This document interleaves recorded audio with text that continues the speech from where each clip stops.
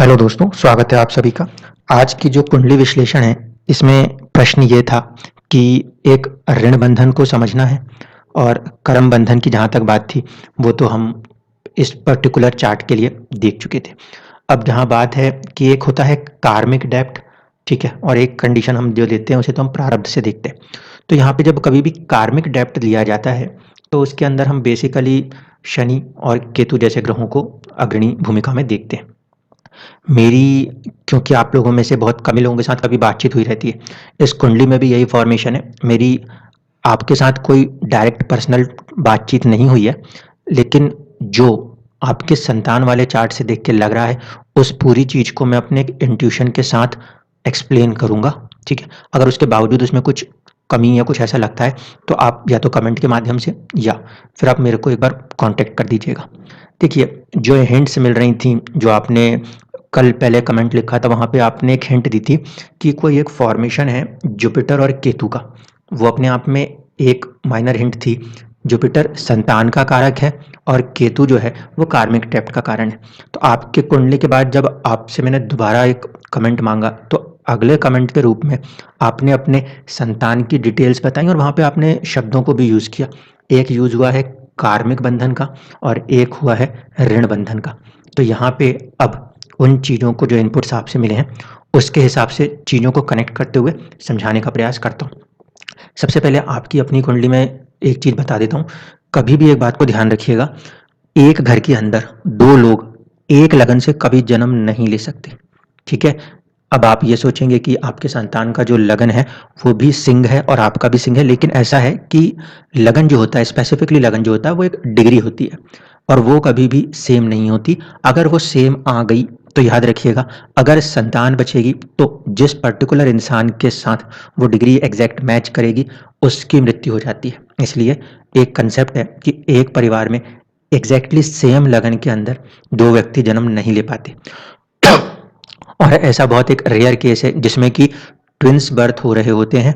उस केस के अंदर ही उनका बहुत स्ट्रॉन्ग कार्मिक डेब्ट आएगा, तो वो जीवित रहेंगे, अन्यथा नहीं, क्योंकि उस समय वो दोनों एक साथ जन्म लेते हैं, तभी वो मुमकिन होता है। बहुत रेयर केस होता है वो, ठीक है? अब आपका जो लगन है, उसमें ध्यान रखिएगा, आपके लगन में मघा नक्षत्र है, केतु का प्रभाव है। आपके संतान में केतु का प्रभाव नहीं, शुक्र का प्रभाव रहने वाला है। तो लगन में ये डिफरेंस है कि सिंह लगन में होने के बावजूद आपका जो असेंडेंट है, जो लगन है, वो मघा में है, जबकि आपके पुत्र का जो है वो शुक्र में जाएगा। अब देखिए, जो हिंट आपने दी थी उसको कनेक्ट करते हैं। कार्मिक बंधनों को जोड़ने का कार्य कहीं ना कहीं केतु देव करते हैं। इस कुंडली में केतु का गुरु के साथ बहुत स्ट्रॉन्ग संबंध आया है। ये संबंध है नक्षत्र के लेवल पे, जो कि आसानी से पकड़ में तो नहीं आता, लेकिन फिर भी नक्षत्र परिवर्तन यहाँ पे काम कर रहा है। गुरु संतान के कारक होते हैं, अष्टम भाव के स्वामी होकर। अष्टम भाव का स्वामी को हम कई बार कहते हैं निज दोष। अष्टम भाव के स्वामी होकर गुरु का पंचम भाव में बैठना, फिर दूसरा लॉजिक ये लगेगा कि पंचम में बैठने के बाद गुरु जैसे ग्रह जो कि कारक हैं उस भाव के, वो पीड़ित हैं। अब पीड़ित कैसे हैं ये समझिए। राहु एक वक्रित चाल से चलने वाले ग्रह हैं। ऐसे स्थिति में अगर देखा जाए, तो राहु आगे जिस घर की तरफ बढ़ते हैं, उनके ऊपर भी उनका एक प्रभाव रहता है। जैसे हम 50% प्रभाव वक्री ग्रह का मानते हैं, उसी तरीके से राहु और केतु का भी एक प्रभाव उन भाव पे रहता है जहां पे वो बढ़ रहे हैं। तो गुरु एक तो अपनी ही राशि में स्वराशि के बैठे हुए हैं, ठीक है, और दूसरा मूला नक्षत्र केतु के नक्षत्र में बैठे हैं, तो केतु से सीधे सीधे प्रभावित है, और केतु भी गुरु के नक्षत्र में बैठे हुए। एक फॉर्मेशन ये आती है। दूसरी फॉर्मेशन यहाँ पर यह भी है कि राहु का 50% प्रभाव जुपिटर के ऊपर रहने वाला है। तीसरी चीज यही, अष्टम के स्वामी होकर गुरु जो है वो पंचम भाव में बैठे। ऐसे स्थितियों में क्या होता है, कभी कभी या तो संतान देर से हो, लेकिन पंचम का स्वामी पंचम में है, तो हो सकता है संतान समय पर दे दी हो, लेकिन कहीं ना कहीं कुछ बाधाएं जरूर आ जाएंगी। तो जो आपका एक पहला प्रश्न था कि एक ऋण बंधन कैसे बन रहा है, कार्मिक संबंध कैसे बन रहा है, तो कार्मिक संबंध गुरु संतान कारक, पंचम भाव के स्वामी, और अष्टम भाव जो है वो आपका ससुराल पक्ष है, आपका विवाह का एक तरीके से सुख है। तो उनके साथ भी वो ऋण लेके चल रहा है और संतान के साथ भी। इसीलिए आपके और आपके पति के साथ मिलकर एक जो संतान उत्पन्न होनी थी, वो संबंध यहाँ पे आप लोगों को जोड़ रहे थे, ठीक है। दूसरी चीज कि जब हम बात संतान को लेकर कर रहे हैं, तो अलोंग विथ जुपिटर हमें कुछ पर्टिकुलर प्लेसमेंट्स और पोजीशंस को भी चेक करना चाहिए। जैसे कि गुरु से अगर हम कोई चीज़ देख रहे हैं तो गुरु से पंचम को भी देखना होगा। गुरु से पंचम अगर हम देखने की कोशिश करें तो हमें वहाँ पे शुक्र और मंगल का प्रभाव देखने को मिलता है। अब इस लगन कुंडली में शुक्र जो है वो तृतीय भाव के स्वामी है और दसम भाव के स्वामी है और साथ ही साथ मंगल को देखें तो चौथे भाव के और नवे भाव के स्वामी है। इसका मतलब है कि गुरु के ऊपर जो उनसे पंचम भाव है वहाँ पे आपको दो संतान के योग बनते हुए दिख सकते थे। इसमें से हो सकता था कि एक मेल चाइल्ड एक फीमेल चाइल्ड हो, क्योंकि एक गुरु से पंचम की स्थिति जो है वो दो ग्रह वहाँ पे बैठे हुए हैं, उसमें से एक वहीं का स्वामी है और वो मंगल है। तो जो मंगल है ये कोई एक एग्रेसिव चाइल्ड देने की क्षमता रख सकता है, ठीक है, जबकि वीनस जो है वो एक सौम्य ग्रह है, सौम्य चाइल्ड देने की क्षमता रखेगा। अब स्पेसिफिक चार्ट के ऊपर चलते हैं जो कि आपके चाइल्ड को लेकर कनेक्ट करता हो। तो उसके लिए अगर हम स्थिति को देखने की कोशिश करें तो हमें देखना होगा आपके लिए संतान वाला चार्ट। तो जब हम संतान के चार्ट में आते हैं तो यहाँ पे हम देखते हैं आपका यहाँ पे जो लगन बन रहा है वो 7 नंबर से बन रहा है, ठीक है। इसका मतलब है कि संतान के साथ आपको साहस और पराक्रम के साथ डील करना पड़ेगा। सिंह लगन आपका ओरिजिनल था और 7 नंबर की राशि वहाँ पे तीसरे भाव में आती थी। चंद्रमा जो हैं उनकी स्थिति को पहले समझ लेते हैं। चंद्रमा जो है वो जाके राहु केतु एक्सिस में आए हुए हैं, ठीक है। यहाँ पे किसी न किसी स्थिति में मन को, चंद्रमा क्योंकि मन के कारक होते हैं, संतान की कुंडली है, यहाँ पे किसी न किसी कारण से मन को केतु ढकते हुए से नजर आते हैं। एक तरह से हम कह सकते हैं कि इस चार्ट के अंदर चंद्रमा के ऊपर केतु का ग्रहण प्रभाव काम कर रहा है और क्योंकि 12 नंबर की राशि में यह हो रहा है जो कि केतु के लिए बहुत ही कंफर्टेबल राशि है, इसलिए चंद्रमा के ऊपर केतु के प्रभाव थोड़े से ज़्यादा होंगे। ये कारण है कि संतान को लेकर अज्ञात भय मन में बना रहता है आपके। गुरु जो हैं जो कि संतान के कारक हैं, इस चार्ट में भी पंचम भाव में बैठे हैं, लेकिन शनि की दृष्टि उनके ऊपर है और शनि उनके राशि में बैठे हुए हैं। साथ ही साथ इनके ऊपर मंगल की भी दृष्टि का प्रभाव है। तो यहाँ पर भी कहीं ना कहीं आपका जो संतान कारक गुरु है वो थोड़ा सा पीड़ित हो रहे हैं। तो ये फॉर्मेशंस कहीं ना कहीं ऐसा इशारा करते हैं कि संतान के साथ एक ऋण बंधन बनता है। अब आपके सुपुत्र की कुंडली को अगर देखें तो वहां पे क्या फॉर्मेशन है उसको समझ लेंगे। अगर संतान की कुंडली में हम एंटर करते हैं तो यहाँ पे हमने देखा कि ठीक है 5 नंबर से लगन बन रहा है, लेकिन अब लग्नेश जो बनेंगे वो लगन के अंदर मिड पॉइंट लॉर्ड के रूप में शुक्र बनेंगे, ठीक है। और शुक्र का यहाँ पे फॉर्मेशन लेना ये सबसे पहले समझ लीजिए। शुक्र इस कुंडली में तृतीय भाव साहस और पराक्रम और फिर 10th हाउस स्टेटस, यानी व्यक्ति हो सकता है अपने मन मर्जी की कर सकता है, पहली चीज, ठीक है। दूसरी बात है शुक्र की प्रधानता है, तो शुक्र की प्रधानता जो होती है वो ज्यादातर लग्जूरियस चीजों की तरफ खींचने का प्रयास करती है। लेकिन जैसे मैंने कल बताया था वैसे आज वाले में भी आपको समझा देता हूँ, बाकी की चीजों को हम बाद में देखेंगे। दो इंपॉर्टेंट फैक्टर्स हैं जिनको समझना जरूरी है। पहला इंपॉर्टेंट फैक्टर है कि इस कुंडली में जो जीव राशि है वो बनी है आपकी धनु और देह राशि जो आपके पास आ रही थी वो थी आपकी मेष। देह राशि में बुध बैठे हैं। बुध अगर जीव या देह राशि में आते हैं तो व्यक्ति को काफी हद तक इंटेलेक्चुअल पर्सन बनाते हैं, लेकिन कंडीशन ये है कि पीड़ित नहीं होने चाहिए। यहाँ पे राहु की दृष्टि से आपके बुध पीड़ित हो रहे हैं, तो हो सकता है कि ऐसा व्यक्ति किताबों को बहुत ज़्यादा पढ़े लेकिन उसके बावजूद भी एक बुक रीडिंग्स की हैबिट होने के बाद भी इंटेलेक्चुअल कैपेसिटीज़ को उतने अच्छे से डेवलप नहीं कर पाते। तो ये एक चुनौती मुझे इस कुंडली में पहले दिखाई देती है, ठीक है। दूसरी चीज़, इनका जो जन्म हुआ है अगर आप होरा को चेक करेंगे तो इनका जन्म थोड़ा सा जो टाइमिंग है वो गलत पड़ गई है, क्योंकि शनि के होरा आ गया। शनि अपने आप में एक तरीके से एकांतवासी, चीज़ों को छोड़ने वाले, या फिर दूसरी तरफ से बात करें तो रोग को दर्शाने वाले हैं। और होरा का स्वामी यहाँ पे जो है वो छठे भाव में जाके बैठ गए हैं। 7th लॉर्ड भी हैं और 6th लॉर्ड भी हैं और 6th हाउस में बैठे हुए हैं। इस वजह से यहाँ पे जो ड्यूरेशन है यानी कि होरा है, होरा के स्वामी का छठे भाव में बैठना, रोग का स्वामी होकर बैठना रोग को बढ़ा सकता है। जैसे मैं कल आपसे ये कह रहा था, तब तक ये सारी चीज़ों का आइडिया नहीं था, मैं आपसे कह रहा था कि रोग के ऊपर, रोगियों के ऊपर कर्म करें। तो यहाँ पे कहीं ना कहीं ये शनि का फॉर्मेशन या तो हेल्थ को डिस्टर्ब करने की क्षमता रखता है, या छठा भाव होता है दैनिक दिनचर्या के कर्म, उसमें कहीं ना कहीं किसी तरीके की डिस्टर्बेंसेस को दिखाते हैं, ठीक है। अब राहु की बात करूं, राहु जो है वो जीव तत्व में आया है। जीव तत्व में आया है मतलब एक ऐसा फॉर्मेशन लेके आया है जो कि हम पीछे से कनेक्ट कर सकते हैं। तो हम यहाँ पे देखते हैं कि राहु जो है उनके स्वामी उच्च के होकर 12वें घर में बैठे हुए हैं। ऐसा व्यक्ति कई बार ऐसी बातें कह सकता है, किसी तरीके का इंट्यूशन नज़र आ रहा है, अलग-अलग तरीके की चीज़ें दिखाई दे रही हों, कभी ऐसा देखने को मिलता है। कभी-कभी जब हम राहु को जीव राशि में देखते हैं, तो इंसान का जो सोचने का ढंग है, वो थोड़ा-सा अजीबो-गरीब होता है, जिसकी वजह से कई बार उन्हें अपने लाइफ के अंदर एक एनिमी फैक्टर्स और दूसरा उन लोगों को कई बार अपने ज़िंदगी में डिसरिस्पेक्ट, डिसऑनर का भी सामना करना पड़ जाता है। तो यहाँ पे राहु का इस राशि में आना और इस राशि में आने के बाद इस राशि के स्वामी का 12वें में जाना, क्योंकि राहु आखिरकार फल किस तरीके से करेंगे? राहु जहाँ बैठे हैं उस भाव में और उसके एक घर आगे के हिसाब से फल करते हैं। ऐसे स्थिति में अगर हम बात करें तो ये जो चार्ट फॉर्मेशन है, इस राहु के ऊपर गुरु का प्रभाव है, लेकिन गुरु 12वें भाव में बैठे हैं अपने नक्षत्र के, इसलिए उनकी तरफ से भी एक चुनौती देखने को मिलती है। ठीक है? इसलिए हो सकता है थोड़ा-सा दुश्मनी ज़्यादा इनकी हो जाती करती हो, या थोड़ा-सा मेंटल लेवल पे आपको काफ़ी ज़्यादा इनके साथ चैलेंजेस देखने को मिल सकते हैं। ठीक है?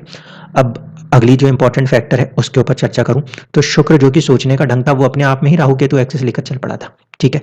और यहाँ से अगर हम देखें तो शुक्र जो है वो स्वामित्व रखते हैं कहाँ का? वो स्वामित्व रखते हैं 10th हाउस का, और वहाँ के स्वामी होकर वो केतु के साथ कनेक्ट हो रहे हैं। तो एक कनेक्शन फादर के साथ भी शुक्र का बन रहा है, 10th लॉर्ड का कनेक्शन केतु के साथ, और फर्स्ट हाउस के अंदर जो 1 नंबर राशि है उसके स्वामी है मंगल, और साथ ही साथ 4th हाउस जो है यहाँ पे 8 नंबर इसके स्वामी है मंगल। इन दोनों ही भाव के, ये हमारे लिए पिता का भाव है, ये हमारे लिए माता का भाव है, इन दोनों के भाव के स्वामी जो हैं वो नीच राशिस्थ हो रहे हैं, और नीच राशिस्थ होने के बाद नीच भंग के कंडीशन में भी आएंगे। नीच भंग की कंडीशन वहाँ पे इसलिए बनेगी क्योंकि गुरु जो है वो उच्च राशिस्थ है। ठीक है? अब यहाँ पे एक बात थोड़ा सा कॉम्प्लिकेटेड है, समझा सकूँ तो अच्छी बात है, नहीं तो मुश्किल होगी। देखिए, गुरु और मंगल का योग तो है, गुरु और मंगल का योग होने में मंगल नीच दिख रहे हैं, गुरु उच्च दिख रहे हैं, तो यहाँ पे वो परिवर्तन हो सकता है कि जो गुरु के पास उच्चता है वो मंगल की शुभता में कम हो जाए, और मंगल की जो अशुभता है वो गुरु की तरफ ट्रांसफर हो जाए। जब भी कुंडलियों में 2 ग्रह एक साथ बैठते हैं तो आपस में एक-दूसरे से एनर्जी शेयर करते हैं। ये दोनों के दोनों पुष्य नक्षत्र के अंदर बैठे हैं, और पुष्य नक्षत्र जो होता है शनि का नक्षत्र होता है। इस वजह से यहाँ पर एक अजीबो-गरीब फॉर्मेशन सा नज़र आता है, क्योंकि पुष्य नक्षत्र के स्वामी शनि हैं और दोनों के दोनों शनि से दृष्ट भी हैं। तो बीमारी का भी एक संबंध नज़र आता है किस्मत से, और पंचम भाव के स्वामी गुरु के साथ होने से भी फॉर्मेशन जो ये हो सकती है कि मंगल की तरफ शुभता आती है, तो मदर और फादर को अगर रिलीफ होती है तो व्यक्ति का या तो संतान का पक्ष या फिर उनकी जो अपनी मंत्रणा शक्ति है, अपने सोचने का ढंग है, वो नेगेटिव हो जाता है। और अगर वो अपने सोचने के ढंग के हिसाब से पॉजिटिव फील करते हैं तो व्यक्ति में ऐसी स्थिति खड़ी हो जाएगी कि अपने माता और अपने पिता को दुख देने लग जाएंगे, क्योंकि शनि मंगल आमने-सामने आ रहे हैं। ठीक है? तो ये एक फॉर्मेशन है। इससे ज़्यादा इंपॉर्टेंट एक बात आपको समझा देता हूँ। इस कुंडली के अंदर ये क्लासिक एग्जाम्पल है, ये कुंडली अपने आप में क्लासिक एग्जाम्पल होगी, जो हम एक योग पढ़ते हैं केमंद्रम दोष की। केमंद्रम दोष इसलिए यहाँ पे कहूँगा क्योंकि चंद्रमा से केंद्र में कोई भी शुभ ग्रह ऐसा नहीं आया जो कि चंद्रमा को सपोर्ट कर पाते। ठीक है? चंद्रमा से केंद्र में आ रहे हैं तो राहु, केतु और शुक्र, लेकिन शुक्र क्योंकि राहु केतु एक्सिस में खुद इन्वॉल्व हैं, इस वजह से वो उतने फ्री नहीं है चंद्रमा को सपोर्ट कर पाने में। शुक्र का फॉर्मेशन केतु के साथ आ रहा है, मेडिसिन्स, गलत मेडिसिन्स या फिर स्त्री की तरफ झुकाव, ऐसी परिस्थितियाँ, विलासिता की तरफ झुकाव, ऐसी परिस्थितियाँ जो है ये खड़ी हो सकती हैं, और यही चीज़ मन के ऊपर भी प्रभाव कर सकती है। दूसरी चीज़ है कि नवमांश की कुंडली में भी वो केमंद्रम दोष जो है वो बरकरार है, वो हटा नहीं था। सूर्य के साथ चंद्रमा का बैठना उस केमंद्रम दोष को नहीं भंग करता, और नवमांश में भी चंद्रमा बिल्कुल ऐसे बैठे हैं कि उनसे केंद्र में कोई भी शुभ ग्रह नहीं आया था। ठीक है? तो ये फॉर्मेशन यहाँ पे आ गई। अब हम यहाँ पे पेरेंट्स के चार्ट को भी ध्यान में देखेंगे। यहाँ पे ध्यान रख लीजिए, फर्स्ट हाउस जो है 5 नंबर की राशि है, और इसी को ध्यान में रखते हुए आगे के फॉर्मेशन को मैं डिस्कस करूँगा। तो अगर यहाँ से हम पेरेंट्स के चार्ट में चलें, पिछले वाले में हम चाइल्ड्स के चार्ट में गए थे, अब पेरेंट्स के चार्ट में चलते हैं। पेरेंट्स के चार्ट में चलते हैं तो यहाँ पे आ गया है 12 नंबर का लगन। अब आप जानते हैं कि सिंह लगन की कुंडली के अंदर 12 नंबर 8वें भाव में आता है, तो 8th हाउस जो था ओरिजिनल लगन कुंडली का, वो कहीं ना कहीं आपके जो पेरेंट्स का चार्ट है उसमें लगन को लेकर आया हुआ है। तो पेरेंट्स के साथ किसी तरीके का बंधन है जिसे चुकाना है। ठीक है? दूसरी तरफ की चीज जो हो रही है वो क्या हो रही है कि आपके शनि जो कि 6ठे भाव के स्वामी होते हैं सिंह लगन में, यानी कि जिससे हम कहते हैं ना कि एक बंधन है ऋण का, ऋण बंधन, तो वो ऋण बंधन यहाँ पे जो कनेक्ट हो रहा है ना, ये माता के भाव से हो रहा है, चौथे भाव से हो रहा है, जिसने ना सिर्फ कि चौथे भाव को बल्कि लगन को भी और साथ साथ उसके स्वामी गुरु को भी देखा हुआ है, एट द सेम टाइम माता के कारक चंद्रमा को भी देखा हुआ है। ऐसे स्थिति में पेरेंट्स के साथ पूरा कनेक्शन जुड़ता है। 10th हाउस का लॉर्ड होने से फादर कनेक्ट होते हैं और चंद्रमा से माँ कनेक्ट होती हैं। 4th हाउस मदर को रिप्रेजेंट करता है। तो फादर और मदर दोनों को यहाँ पे कुछ चुनौतियां ऐसे में संतान के द्वारा देखने को मिलती हैं। तो ये आपका जो सवाल था कि कार्मिक बंधन या ऋण बंधन कैसा है संतान के साथ, ये उसका उत्तर है। यहाँ पे अगर हम फॉर्मेशन को देखें तो ये फॉर्मेशन दिखाता है कि संतान के ऊपर कई कुछ ज़्यादा कर्म करना पड़ रहा होगा माता को और साथ ही साथ पिता को भी। तो ये था आपके उस सवाल का जवाब जो आप खोजने की कोशिश कर रहे हैं कि ऐसा क्या कारण है कि ये दो कुंडलियां एक जैसी दिखती हैं। और अब दोनों जो आपने कमेंट्स दिए थे अगर मैं उसको जोड़ के देख पा रहा हूँ तो आपके कुंडली में पुत्र कारक या संतान कारक गुरु का अपने भाव में बैठ के केतु के साथ जुड़ना संतान से कार्मिक डेप्थ था, प्लस आपके ससुराल पक्ष के साथ एक कार्मिक बंधन था। दूसरा, इस संतान का आपके साथ किसी तरीके का एक कार्मिक बंधन है जो कि ये आपसे अपने ऊपर मेहनत कराने की बात कर रहे हैं। इसको हम माइथोलॉजी में ऐसा देखते हैं कि किसी को किसी का कुछ लेना या देना होता है तो वो इंसान ही आपके ज़िंदगी में खासकर डायरेक्टली आपके अपने लाइफ्स के अंदर किसी एक फॉर्मेशन के साथ आते हैं जो आपके फैमिली मेंबर बन जाया करते हैं। एक कॉमन फैक्टर को आप देख लीजिए, आपकी कुंडली में जो था चंद्रमा वो सेकंड हाउस में था, इनके कुंडली में भी चंद्रमा जो आया वो सेकंड हाउस में आया है।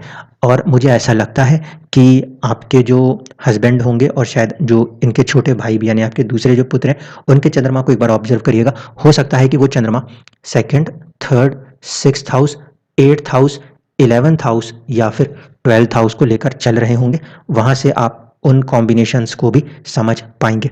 अब बाकी अगर नॉर्मल कुंडली की तरफ से देखा जाए तो ये तो कहा जाएगा कि फर्स्ट हाउस का लॉर्ड 10th में बैठा है, सरकारी और सरकारी नौकरी और कई सारी चीज़ें और उससे होने वाले लाभ। हाँ, यहाँ पे ऐसा भी दिखाई देता है, लेकिन होरा लॉर्ड जो है जो लास्ट पर्टिकुलर आवर में सबसे ज़्यादा पावर रखता है वो शनि है। शनि वक्री हो रहे हैं ये अपने आपके 6th हाउस में और वक्रत्व प्रभाव के साथ साथ ये राहु को पीड़ित कर रहे हैं क्योंकि 50% जब वो राहु शनि के ऊपर जाएंगे तो शनि और राहु का एक संबंध स्थापित होगा। अगर किसी भी कुंडली में शनि और राहु का संबंध स्थापित होता है तो है वहाँ पे देखा जाता है कि ये दोनों सूर्य के शत्रु होने के कारण सूर्य को प्रभावित करते हैं। ऐसे स्थिति में ये दोनों का प्रभाव या तो व्यक्ति के स्वास्थ्य को प्रभावित कर देगा या फादर के साथ जो रिलेशंस हैं उसमें एक प्रॉब्लम दिखाने लग सकता है। इस चीज़ को ध्यान रखिएगा। धन्यवाद।